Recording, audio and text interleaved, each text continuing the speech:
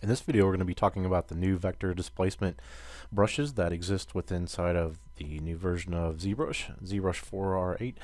And what's kind of cool about this, if you see here, I've drawn out some different brushes that I made onto a flat plane. You actually get to sculpt something out just like you would normally, but you get all the overhangs and things like that. But this time you get to pull these out as brushes and kind of store them as a library, but you get everything that you've sculpted in 3D in this kind of brush format. So it's kind of a cool and interesting way of kind of working, and you can see I made a bunch of different parts for building some monsters and things like that. And you can see after kind of working with this on a sphere, you could build something up that maybe looks like this. So let's just go ahead and get into this and talk about how we can actually create some of these brushes, and then we'll take a look at some of the different brushes that I created that I'll go ahead and make freely available for you.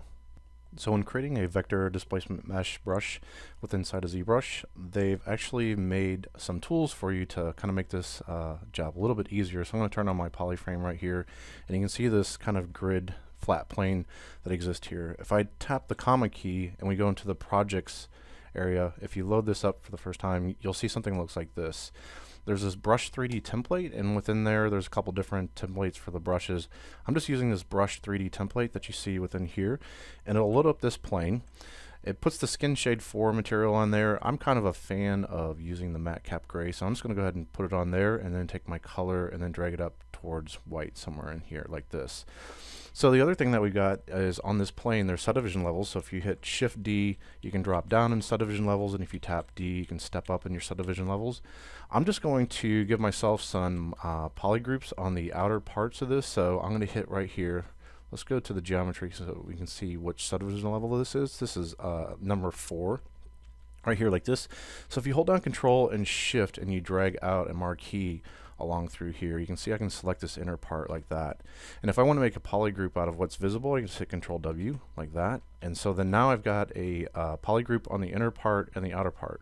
Why I want to do that? That just makes it really simple for me to hold down Control and Shift, and I can click here and click there like that. So I can basically show and hide these parts. And why that becomes a little important later is because they've made some tools within the deformation area to kind of make sure we get this grid format back to this really nice and straight kind of thing, because whenever we create these brushes, if there's any kind of wobble along these edges, it can cause some kind of issues with these brushes that you're making. So that's why I just want to make these polygroups real kind of quick like that. And I'll show you, I'll just make something kind of simple like maybe a nose or something like that. So if I tap X to turn on my symmetry, I'm going to put it on the move brush. I've got my custom interface set up down here, but it's really easy to get to these different brushes that you see down here. You're going to tap B and then M for that, and then you can see we go to move like that. I'll tap S and then draw my brush size larger in through here. And so I'll just click and drag out right in through here. I'll step up my subdivision levels, tapping D like this, and maybe I'll give myself kind of a shape like this. Tapping D as I kind of go up a little bit more, and maybe I want this thing to be a little bit fatter in through here, so I'll just click and drag out like that. Tap D again and again, and I'm up to subdivision level number 8 and somewhere in there like that. I'll turn off the polyframe right now just so I can kind of see a little better like what I'm sculpting. I'll use the Damien standard brush, so again just tap B and then D, and you should be able to find that brush pretty easily. So this brush digs into here. I've got the floor on, and if I go here that might be a little bit confusing to see that, so I'll turn the floor off. So this brush digs in really nicely, and it gives a kind of a really cool kind of alpha shape that you see here. So it does either pushing up or digging into the surface like that. So I'll do this here. I'll hold down Alt and then kind of drag out along through here like this, and then just hold down Shift and kind of smooth this out just a little bit.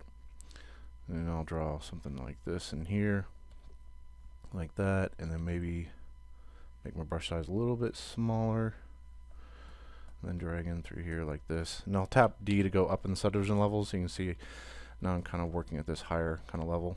Maybe I want to do kind of a ridge or something like this and through here.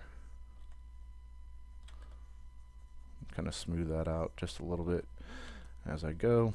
Then maybe tap 4. That's my hotkey that I had set up for this move brush right here. So I can pull this out a little bit And I'm not going to do too much more on this because I think this should get the point. I'll put on the standard brush. When I use this one, I like to just use this one to kind of hold down Alt and then dig in like that. Now if you got different behavior like that, you might tap L to turn on and off the lazy mouse that exists up in the stroke panel within here under lazy mouse. So you might want to turn that off. If I want to do this part that I'm doing here, if I just hold down Alt, it'll really kind of dig a really like deep, powerful hole in through there. So that's why you want to turn off that lazy mouse, just to get that kind of functionality that you see there like that. So I'll put this back on the Damien standard and just kind of dig through this just a little bit more like that. And so I think that's good enough for what we're going to be doing here. Now I'll turn on the polyframe, and we want to make sure again that we want to get this outer edge to where there's no kind of bend in the surface or anything like that. So what I'm going to do is hold on Control and Shift and then click this outer part like this. If you hold on Control and you just click in the open viewport, that will mask that section. Now I can bring everything back for my model. Hold on Control and Shift and just click in the open viewport, and that'll bring that back. And what I want to do is I'm going to smooth this mask out. So I'll hold on Control and then click on any part of the mask that's already been masked, and you can see it smooths that out for us. And then now I want the inverse of this mask. I'll hit Control I for that, and that inverse the mask for me. So now we can go to the deformation area, open that up, and they've got this morph to grid slider, and if you just drag that out and keep hitting it just a little bit, you can see it's gonna kind of fix up all these edges in through here. So everything should be good on there now. I can get rid of my mask, hold on Control, and just drag a marquee in the open viewport right there like that. Okay, the next step for actually creating this is the sculpt that we made, but we need to capture this in some kind of brush, is if we go and tap B, and they've got these new chisel brushes. So you tap C for chisel, and you can choose any one of them. I'll just choose this one here, this Chisel 8. And you can see it's got these different brush tips already within there, within this brush, but I'm going to create my own. So instead of like adding to this guy and like, you know, messing this thing up, I'll just go to my brush menu. So let me dock this over here. So your interface might look like this. You can open and close this area, and we'll go to brush and then take this little power looking icon and just click and drag this thing over here so we can dock this thing here. So this is where we get to the different brushes. If I want to make a copy of this, I can hit clone, and now I'm working with a copy of this. You should see something like if I hover my cursor over this, it says Chisel 2 because I've actually done this before, so it probably say Chisel 1 for you. So now I'm working with a clone, and it won't mess up that other one that I've got within the program. And if I want to go ahead and create a new vector mesh brush from this, I just go ahead and go to this area and say from mesh, and you can see it's going to add this in here like this, right? If you notice, it's got the name plane 3D underscore 01. Where that's coming from, if you go to the subtool section, it's actually pulling the name that we've got from there. So I don't really want that. I can select this brush, so you can click on any of them like this, and you can click and drag this around. But you can see underneath here, under the create, there's actually delete mesh. So if you need to get rid of them, you can hit delete. For some reason, I think there's like a draw issue or something like that, where I just got to click on this and it refreshes that. So that got rid of that one. Now, so if I want to give this a new name, I can call this like nose underscore 01. It's really glad that we can add underscores now, so that's pretty cool. So I'll just hit enter like that, and we've got nose 01, and say create from mesh like that. And so now I've got my nose just like that. I can select all these, and remember we can hit delete mesh. And what I was saying is that you have to click it and it refreshes that up area up there. So I just want to be careful and make sure I'm not going to delete the brush that I just made. So I'll click on this one, hit delete mesh, and so now I'm left with this nose underscore 01. Now what you could potentially do if you want to keep adding kind of like a little library of things on there, you could duplicate this and make this, it's going to be nose 02. I've got it on solo, so it's looking at both of them, but if I turn solo on, I can only see this one, and then maybe I want this nose to be turned up a bit more, so I'll put on the move brush and kind of do something like this and have a more kind of funky, cartoony kind of shape going on for it. And again, if we put it back on that clone brush, so I'll tap B and then go to, sorry, not clone brush, the chisel brush. If we go here to Chisel 2, which is what I was using, and we go from mesh, you can see now I've got these two different ones. Now you can click on this and you can test it out if you want. If you want to click and drag it out. It looks like I have lazy mouse on, so I'll tap L, make sure lazy mouse is turned off for that. And I'm going to put my stroke type to drag rectangle. So I can click and drag out for that. And it looks like it's going in. So I'll put it on Z add. So if I do that, that brush should come out at that point right there like that. If I select this one, I can try this here like this. And let's try to make that again real quick, and I'll say from mesh like this. We've got this one here. Okay, and that's giving me the correct results. So something wasn't working correctly with this this guy here for this kind of stamp. So I'll just select it and I can delete that one out. And then I got my nose 1 and I got my nose 2 within here like this. Now one thing I did notice is I've got symmetry turned on. If you hover over the center, it kind of does this adding effect of the two brushes. That's not really the behavior that I would want for doing anything down the center. So if you get really close here, just let your brush kind of snap together and then tap X at that point, and then you can just drag out maybe one copy like that. So that's been how I've been kind of working with that one. So after you've got this kind of made, you can edit your brush credits and you can give your brush a name and a link to maybe where you want to go for that. But then you want to save your brush out, so we'll go ahead and hit save as like this, and you can just anywhere you want to put that kind of brush, right? It'll exist there like that. The other thing that's kind of new about this, if you select one of these brushes and the actual sculpt that you're making is saved within the brush. So the brush size, if you look at it, it's pretty large because it's holding all this poly data. But if you want to get back to that and edit it, you can select any of these brushes and say to mesh like this, and it'll actually create a version of that, and you can see what it's created here for that. I am thinking that maybe it kind of did this thing that's kind of going on right in through there, just maybe because I've pulled the mesh back past that plane. I'm not quite sure if that's exactly what's going on there, but should be pretty easy to clean that up. Just hold down shift and kind of working through here like this or whatever. But again, that's how you can actually take any of these brushes that people are making for the vector meshed brushes. You can take their brushes and you can go to mesh like that and then get the actual sculpt. And if you wanted to do an alternate version of that, you would be able to sculpt that up. I'll make the alternate version of it, like, you know, let's say we've put like a big mole or something like that on this thing like this. So you've made an alternate version of that, and then you just go back to your brush, and then I have my chisel right here like that, and then we'll go from mesh, and you can see that becomes a whole nother version that you can kind of play around with and pull out and everything. So definitely pretty cool. And again, you want to make sure you go ahead and save that after you've done the changes to that. So that's a little bit about how to create some of these different brushes. And now I'll just go through a little section where I can show you some of the different brushes that I created. And you could have that as a little library and create some of your own little monsters if you like. Okay, now that you know a little bit about how to create some of these brushes, I'm going to show you some of the brushes that I created to make a little bit of a library.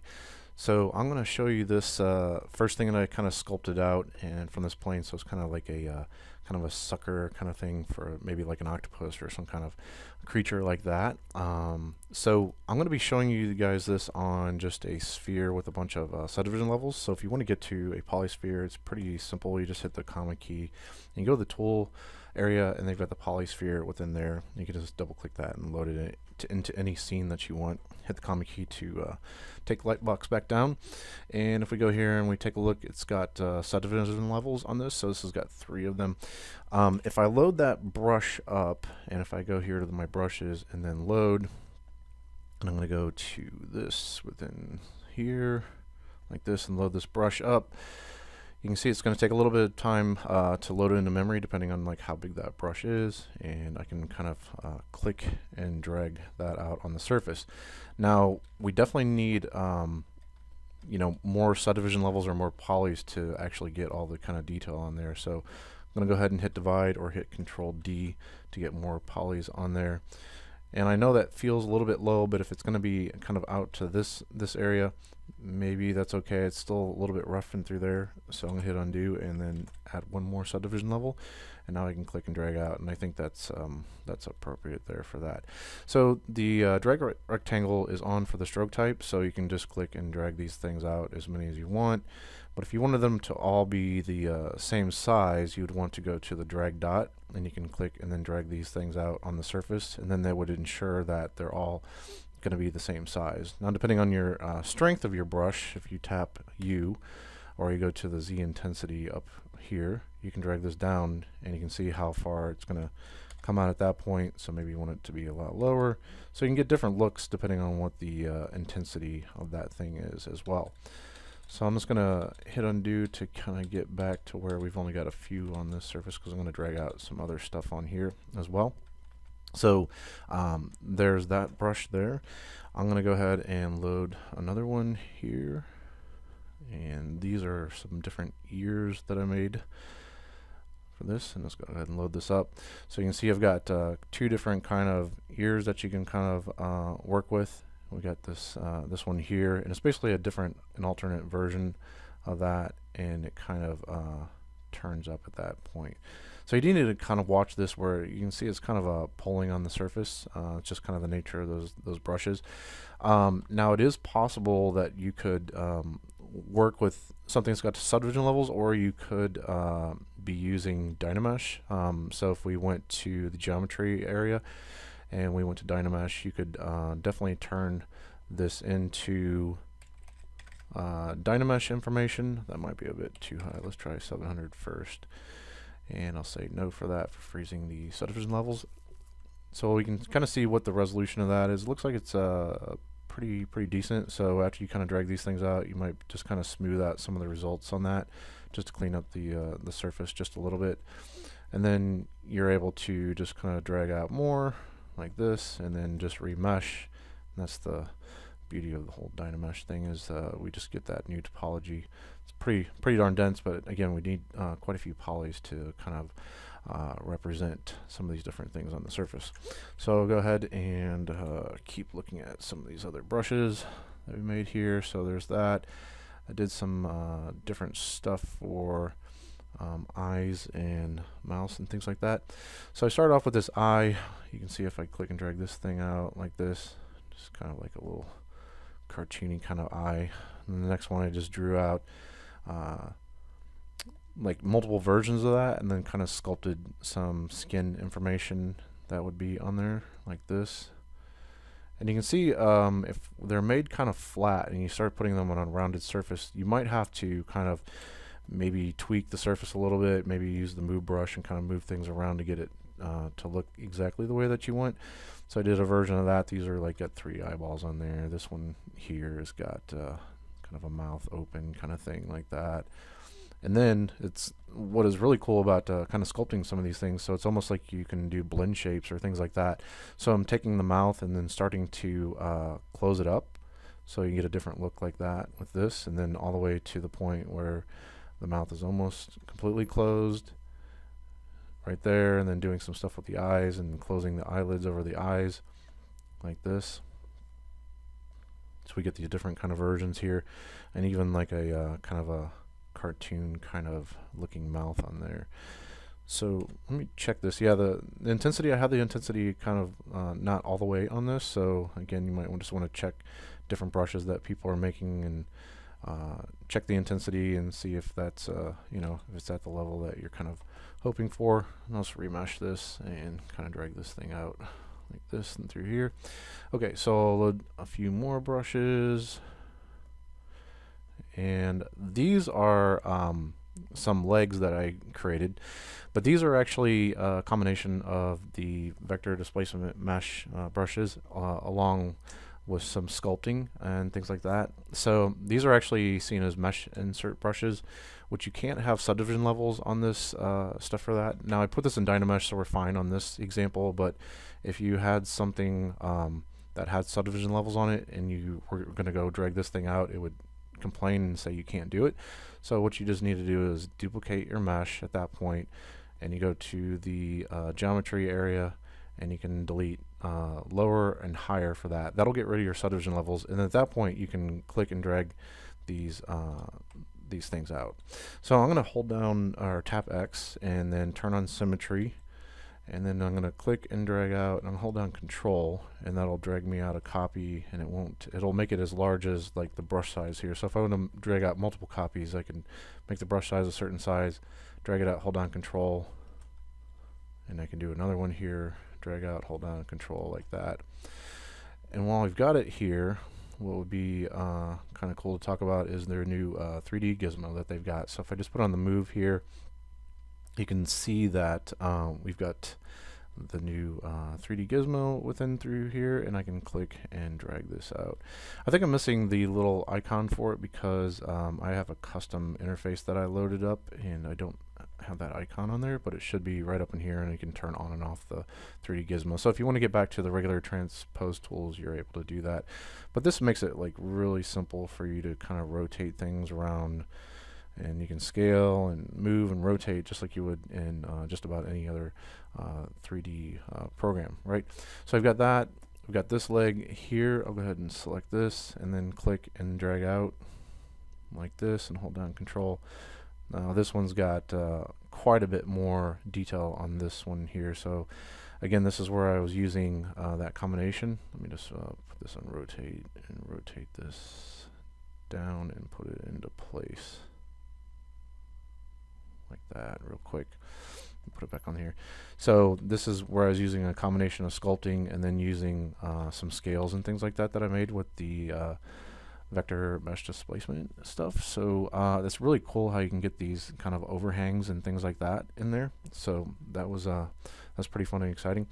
So to get back to this whole thing of yeah, what if we had subdivision levels on this? You're just using this to kind of drag everything out. So if I hold on Control and drag out, I can get rid of the mask on there, and then if I want to hide this part, I can hold down Control and Shift and then click on this part, and you can see it's going to hide the legs. I can hold down Control and Shift and drag in the open viewport, and it gives me the inverse visibility.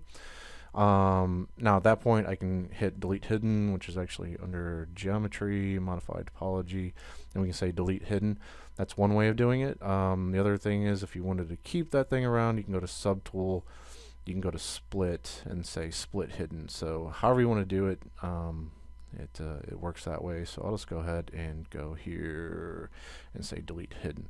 I use that thing quite a bit, so that's why I kind of put it on my interface. You can see it's here, so I use that quite a bit. I've got it on solo right now. I'll turn off solo so we can see everything else that we got going on here for that. So load up a few more brushes. We've got these legs. I've got some different noses that I created. So I'll down Alt and then just click on here to select this subtool so I can go back to this and start drawing on this. So we've got these different nose types that we can drag out. We've got this guy here. So a couple different cartoony looking things. This is kind of like a snout of like a dog or something like that. And then this version has a mouth shape on it too. So we can drag these out, just remesh like that real quick. Okay, and then let's load up some more brushes here, and then this is the talking about the scales that I made on there. So just started off with one, sculpted something out that looks like this, and then again it's pretty easy to take one brush that you make and then start making alternate versions of it. So this one's got 3 of them on here. I might have to, like, there's a little bit of weird stuff going on here, so you could just like smooth this stuff out just a little bit like that, and then you can keep dragging out other copies kind of like that and start overlaying these guys a little bit like that, so you can get some cool looks like this. And then I got this other sheet here that's got quite a few different ones on there like this. Let's just drag this out. And again, you might have to just hold down Shift and kind of lightly sculpt on here. You know, if you want to hide the fact that you're kind of overlaying on there, I'll remesh real quick. And then maybe I got to drag out just like one copy, like here and here, kind of like that. just smooth it out just a little bit. And so you can see I'm kind of hiding some of that, and the fact that I keep having that pattern over and over again, and maybe filling up some holes and things like that. Okay, so let's see what else we got in here. Did some horns like this, and you can see it's going to load these guys up. And so we got this. I can't remember if I tap U if this is full strength. Yeah, this is full strength. Okay, so on this I can just click and drag out, and I got these different kind of horn types. Like this one just sticks straight out, this one kind of curves just a little bit like that, this one hooks a bit more, this one's a different kind of hook, kind of like that, and then this one's kind of a lot more gnarly where it's been got a couple of these different guys on there like that. And then I got this one here that's just a bunch of different little pieces like that. So that's basically with this library I was able to you know, create some of these different kind of monster looking things or whatever. And so just wanted to give this library to everybody, and they can kind of check out the work and kind of see if they can have some fun making some different monsters and stuff like that.